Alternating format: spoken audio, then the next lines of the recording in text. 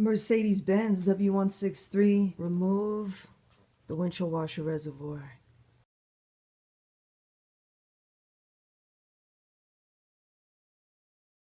The early MLs, 98 to 02, I think, 01, came with this nice smaller reservoir, which you could just remove by removing one fastener right here. But at some point, Mercedes decided to go to this big reservoir on, like, I think 2002 or 2003, and it's a huge hassle to remove this thing. Now, you're gonna laugh when you see all the steps we have to do, but I'm not joking. We got to remove this headlight. To remove the headlight, we got to get to some fasteners behind this trim, so we'll remove this trim here. To remove this piece of trim, you notice on the bottom here, there's a clasp on the bottom, and then there's one on the center. So what you do is with one finger, you push that bottom down, and you come around with your other finger, and you grab that one there, and you press that down, and then you pull it out, just like that. Then on the other side, a lot of times these get broken, but there's a little piece it fits into. Let's see if I can pull it out. Yeah, it's broken on this one. Yours should have a piece just like that on the bottom, and those just line around that rubber feature there. With those out, we can reach the headlight fasteners. There's one there that is a nut with a washer, and a nut there. Those are 10 millimeter. And then up here, there's one more that is a bolt, 10 millimeter.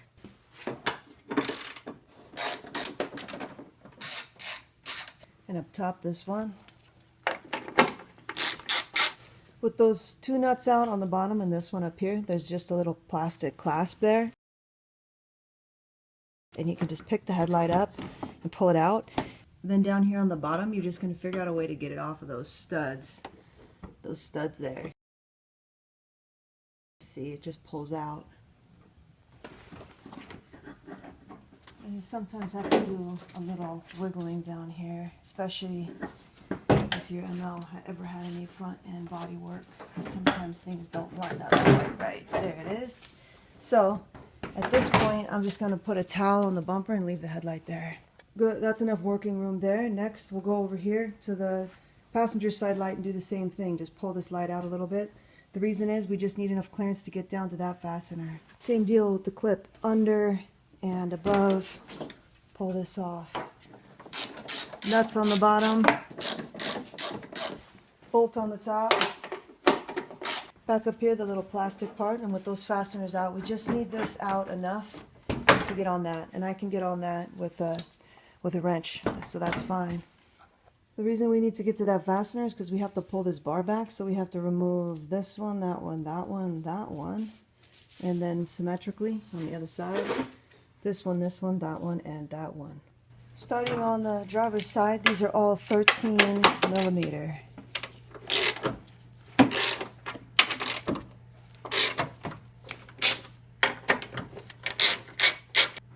There are those fasteners, they're all the same. And on the passenger side,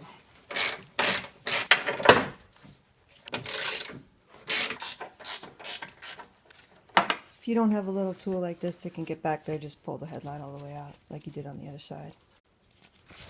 Now you want to be careful before you move this bar that you're not doing anything, and this just applies to this whole job, to mess up either this line here, which is a coolant line that goes into the radiator. This, if you follow this back, it goes up to the expansion tank.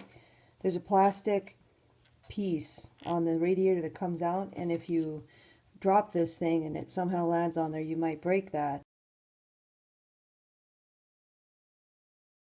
Also, you want to mind this. This is the AC line. You can easily work around it. You just want to be aware of these things. With those fasteners out, this will lift up. There's these alignment bosses here for the radiator. You're just gonna lift it up enough, just like that. That'll do, right about there. That'll probably do. The reason you have to move this back is because there's this fastener here, and this piece overlaps, and you won't be able to get it out. It'll keep butting up against this. Now we're going to have to be fiddling around a little in the fuse box to remove some fasteners. So it's a good idea to disconnect the battery. Just disconnect the negative terminal. And this is a 10 millimeter. Now we got to push this fuse box back a little bit. So to get in here, these are clips where you just kind of push them back. Always feels like you're going to break them, but you're just pushing on this panel part and pushing back. Maybe pull up a little bit on it. Might feel less like you're going to break it. Then to remove this cover, you just pull it up. It's kind of hinged on the back. It'll come up like that. You can put that to the side. And now in the fuse box here, we have some Torx screws. 1, 2, 3, 4, and 5.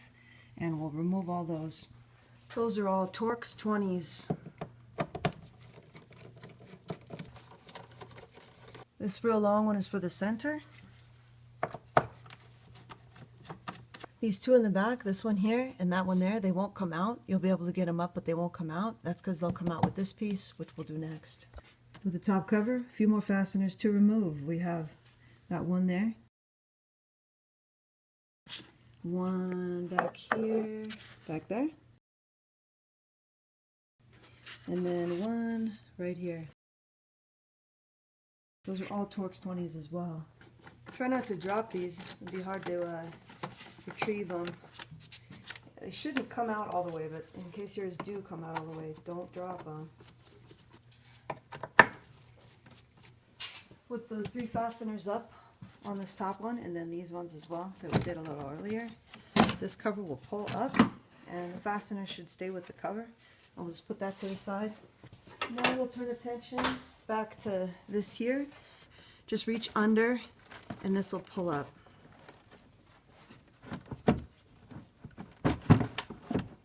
You can kind of reach your hand back here. There's a little spot where you can get it in and pick this up. I'm just going to move this up enough to be able to reach the fasteners back there. So that'll do. So if you just pull this up enough to get this on this bottom corner there, it'll give you enough access. There's just a couple fasteners in here that we need to remove, and there's one right there. You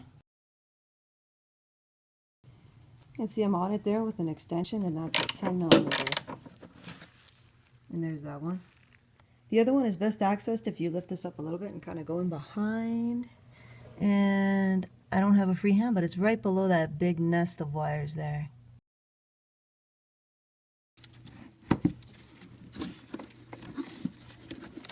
Right down there. Let's see. And there you go. You can see it right there.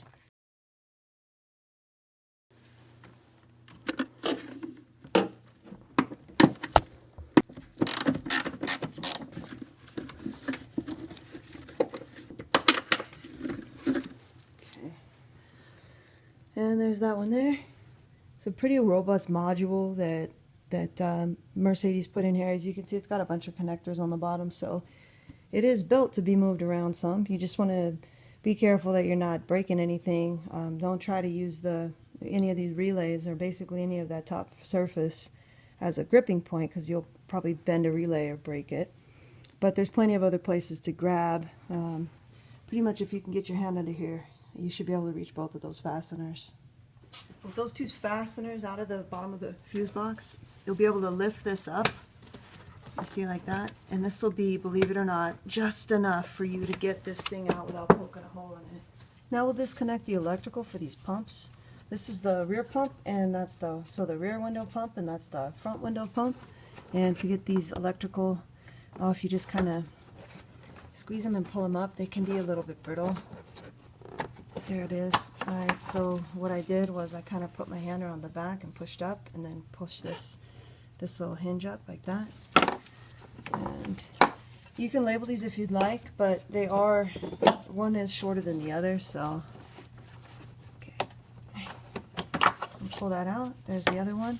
Over on this side, if you have headlight washers, this is the headlight washer pump right here, and it's the same deal. It's just an electrical that you pull out. I have this disconnected on this ML because there's a problem with the headlight washers. And then under here, if you have a headlight washer, you can just lift this little lock up to disconnect it, to disconnect the hose, just like that, and then leave the engine washer in. You'll probably have this. This is the level sensor, so just squeeze those in and pull it out. And there you can see how this just leaks and leaks and leaks. And leaks and leaks. So what we'll do next is we'll pull these hoses off. Those just pull back, pull back. If you have fluid in there, you might want to pump it out, because as soon as you pull those hoses out, you're probably going to have some fluid dump on the ground. I suck as much fluid on as I can, and then you're just going to grab these and pull them. And again, you might want to label these, but they are different lengths. You don't want to break the tips of the pumps, so be careful when you're doing that. Next, you just want to grab this and pop it out. There's just a little clip. Then there's another one of those down here. Just pop it out the same. You can either pry this out, or you can just undo this and leave this in place and then come back and later and tape it. Now we'll get under here. This is a 10 millimeter. Now, looking through the hole for the headlight, you're going to get a real long screwdriver, and right back there, that white clasp, you're going to get on it with the screwdriver. And that is it right there. I have the little clasp pressed back, and now I'm going to push the reservoir up. Alright, so you'll see me press that thing in with this, and then I'm going to go under the reservoir with the pry and pop it up. There are two alignment bosses underneath the reservoir. So there, I got it up a little with the pry.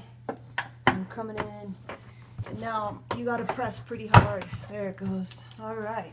So I had the screwdriver on that clasp up there with the one hand, with the right hand.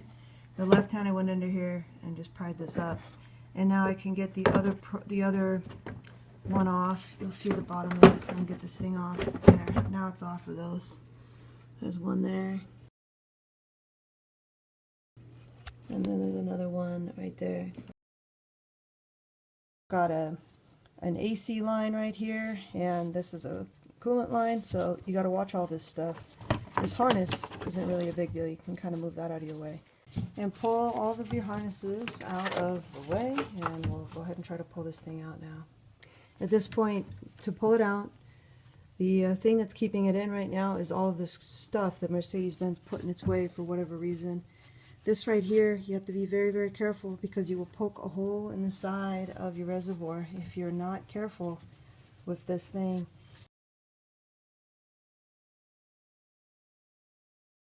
And that's the whole reason for moving this back. It's just to give that tiny little bit of extra space so you don't poke a hole right here. Now, I don't blame you if you don't want to go in there and do all of that. I've done this job in the snow before, so I couldn't have this open. And the way that I did it in that case was I filed this down as much as I could, and I put a you'll see on this one, there's an example. I put a little bumper on there, but in that case I was taking out a broken one, so I didn't care if I broke it more bringing it out. So bearing in mind all that stuff, getting all this harnesses back, and let's try to get this thing out. Okay, this right here, this position right here.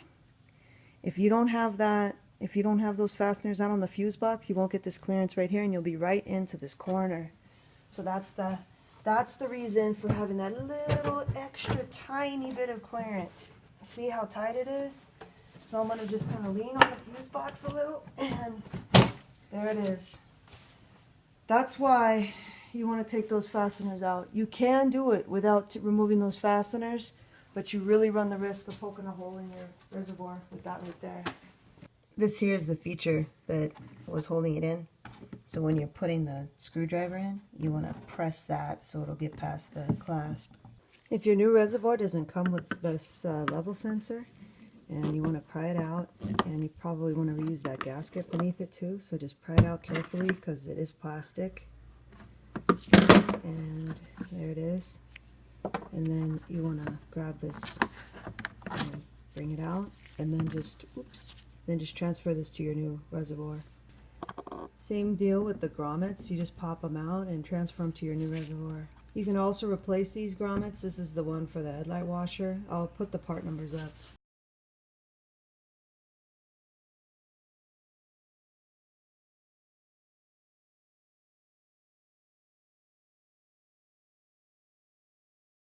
It's bad enough that these leak, and it's a known problem. And then Mercedes put this ridiculously huge and hard to remove reservoir in. The bigger problem is this is the ABS module right here, and this stuff can corrode these fittings for the ABS module, and that's what all the fluid leaks on when they start leaking. Either if they're leaking at the seam, it drips down because there's a low point right near here, and that's the big problem with why you can't let these things continue to leak, because you might end up with a corroded ABS module. I have a feeling I'm going to be removing this thing again, so I'm going to lubricate these to make it a little easier for these to pop out. And before you put it in, you might want to take these off. These just pop out like that, and then when it's time to put them in, you just snap them back in. Okay, to get this thing back in, pretty much the reverse of how we took it out. You really have to watch this corner. You really got to watch this corner. So putting this in, I would kind of get it situated like this and then work on pulling this back so you can get around that.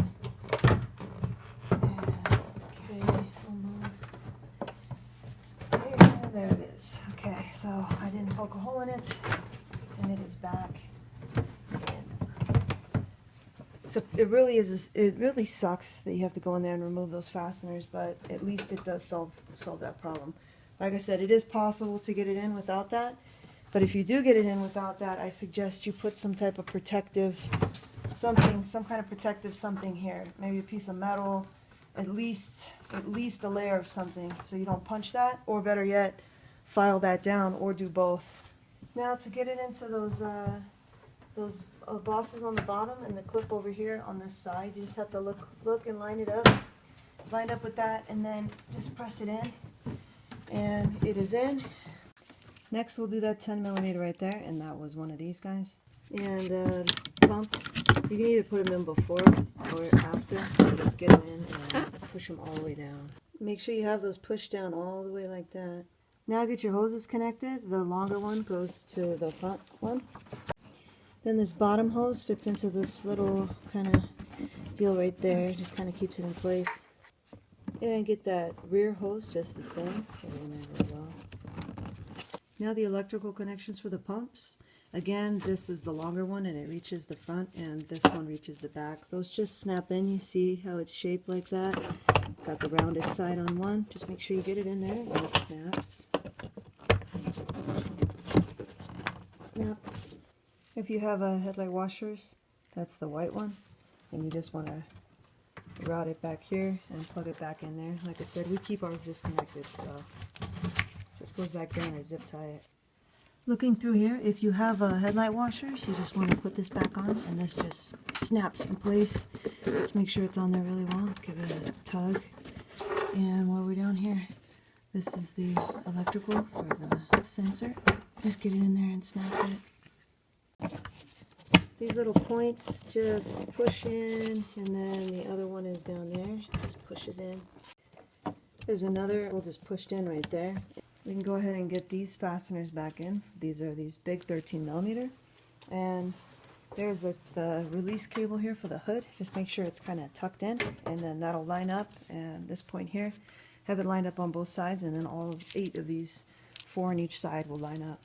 So there's those in, there, and all 4 here. Now we can put the headlight back in.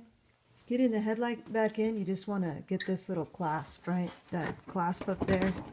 Just get that lined up so it's in, and then these 2 fasteners, these nuts are on the bottom and bolt on the top.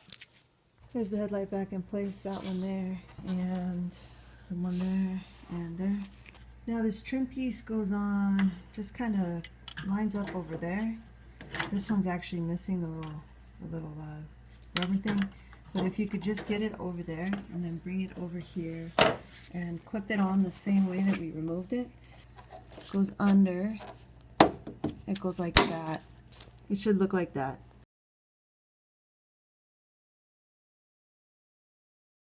Because we have the driver's side light out all the way, when you put it back in, you have to position a little bit more, and you want to watch this and make sure you're not accidentally driving it under there. So it's one of the first things, you want to get that up in place. Kind of hard to do with one hand, but I'll get that up in place. And then down here, you do have to kind of finagle it a little to get those studs back through those holes. Okay, so this, get this in, angle just right. Okay, it's up there. And now looking through here, that one is in, but this one is not. So I'm going to bring it back out again and bring it over and down, and there it is. And now get it on there. And now it is there. Put those fasteners in.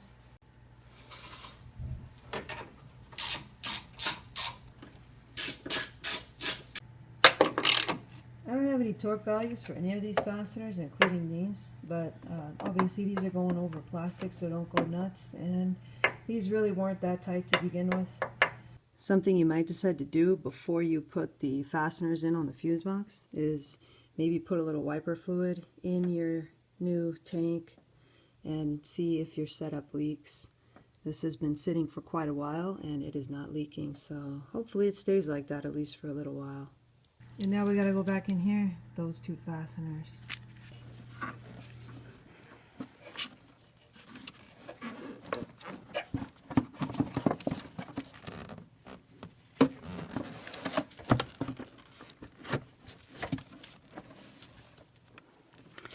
I can get this one here, and you do have to kind of realign it a little bit because it did move when you put that in. So there's that first one.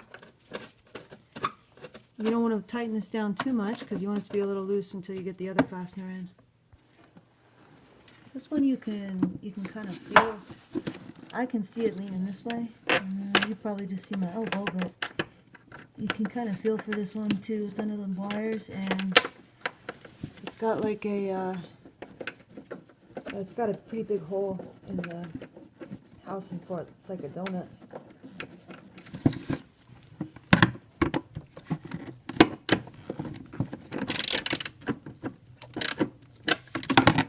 And I don't think those have to be super tight, so once you get those in, take a peek and make sure you didn't drop any tools or anything in there.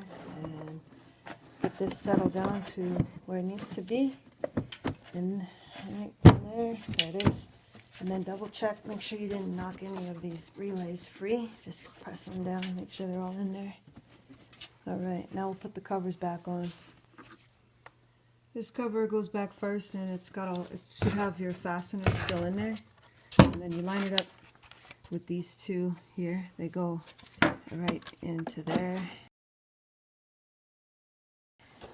And they line up in the holes in the board. Yeah, get that past there. There it goes.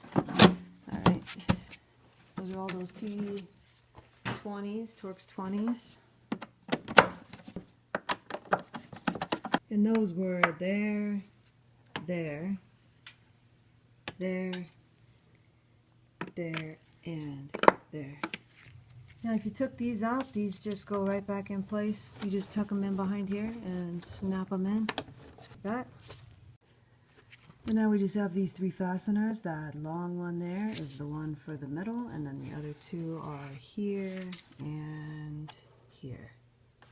This cover goes back on. It's got these two little deals here, and those go right here and right there, so you can just kind of eyeball those. Oops.